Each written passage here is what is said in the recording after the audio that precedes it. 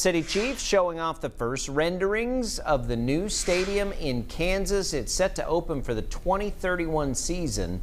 Comes as the team gets set to head to St. Joe for training camp. Here's TJ Cleland with a look at that new stadium. Yeah, Jacob, the planned $3 billion enclosed stadium is planned near the Kansas Speedway in Wyandotte County. The Chiefs expect the stadium to hold around 70,000 fans. The new facility will be fully enclosed with the roof made up of translucent ETFE panels. That technology has been used on stadium roof projects in Minneapolis, Los Angeles, and Las Vegas. The team says the design maximizes natural light and visibility for military flyovers. Also in the renderings, an homage to the team's current home, Arrowhead Stadium. You can see the seating bowl will be reminiscent of the current home, continuing the Chiefs' unique look when compared to other NFL stadiums. The project is financed through that public-private partnership we've told you about. Kansas lawmakers previously approved more than $2.4 billion in bonds to cover approximately 60% of the cost of the stadium, training facility, and surrounding retail and entertainment space.